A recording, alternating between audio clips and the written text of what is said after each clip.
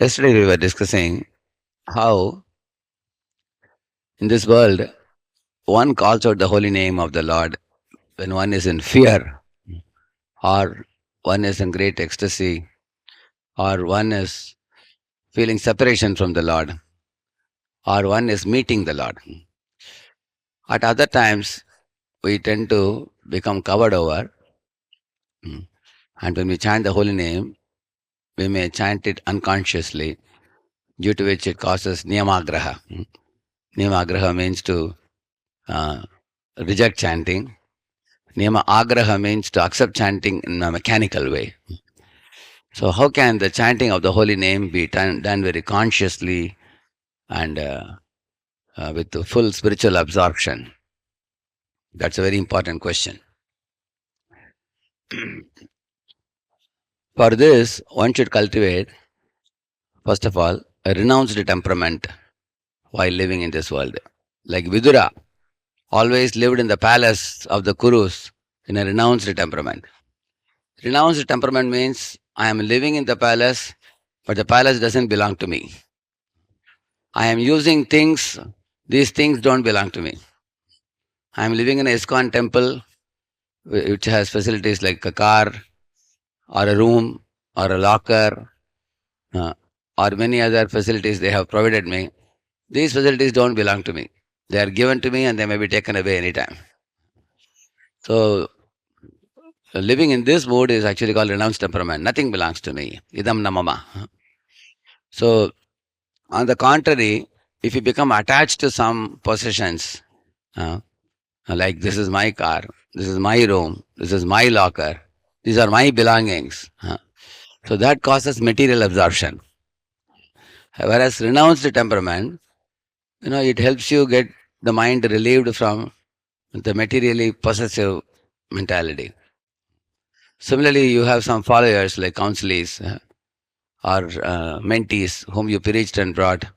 If I have a possessive mentality, they are my people, then in case they don't listen to you or in case they want to go with somebody else, we become extremely upset because of possessive mentality. You should know that nothing in this world belongs to me. I have only one possession, which is Krishna. Krishna is my Lord. His lotus feet is my possession. That's all. Other than that, I have nothing to possess in this world. So, in this way, giving up the proprietorship mentality by negating the material goods and the followers that we possess, negating it by renounced temperament and possessing Krishna's lotus feet and fondly serving Krishna's lotus feet.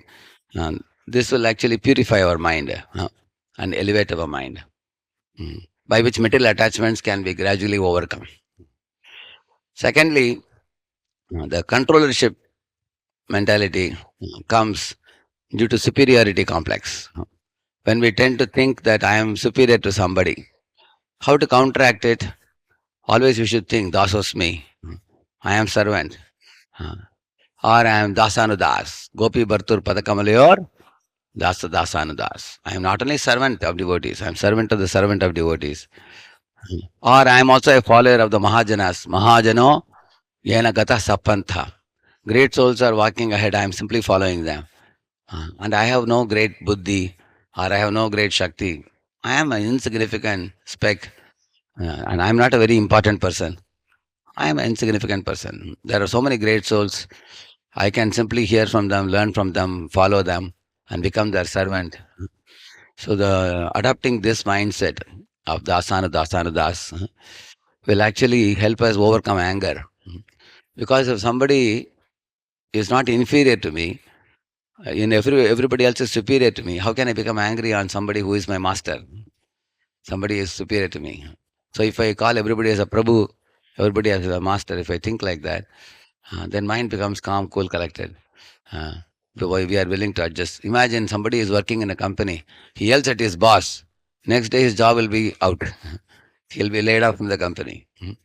So we know that we cannot yell at someone superior. But sometimes we think superior also to be inferior to us. Therefore we fight with them. So in this way, if you want to calm the mind from controllership mentality, for that we have to think dasosvi. Look at Durvasa Muni. He thought Ambarish Maharaj is inferior. and he considered himself to be superior. Therefore, he got into trouble. Uh, Similarly, Hiranyakashipu got himself superior and he thought Prahlad is inferior. He didn't know him to be a Mahabhagavata. He got into trouble. Daksha Prajapati insulted Shiva because he thought, I am father-in-law of Shiva. He is my son-in-law. He is an inferior man. So he got into trouble. But if we think everybody is superior to us, everybody is our Prabhu, and we are Dasanadas, uh, and we are follower of Mahajanas, so that's the right type of thought to give up this superiority complex. Then mind becomes immediately purified, calm, cool, collected. I am simply servant. And that's a very favorable consciousness for chanting the holy name. When I think I am the servant of the devotees, servant of Hari, Guru, and Vaishnavas.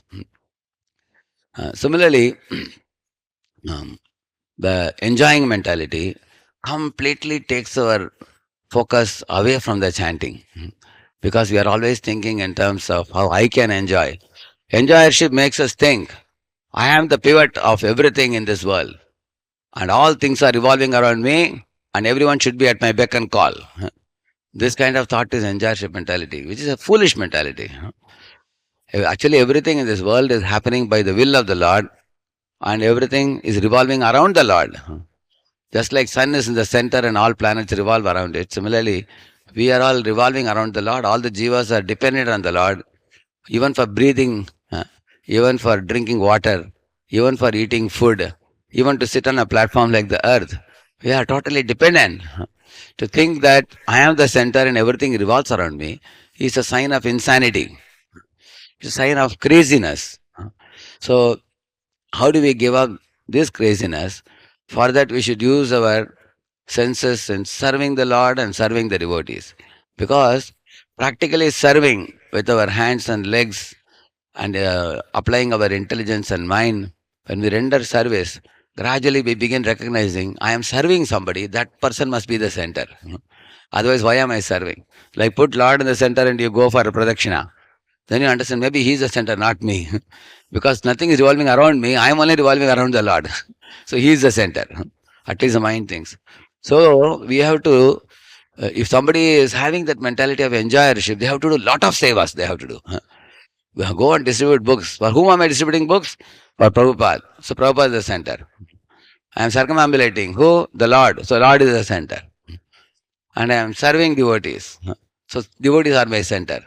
In this way, we take ourselves away from the center and put the Lord and the Guru and Acharya and devotees in the center.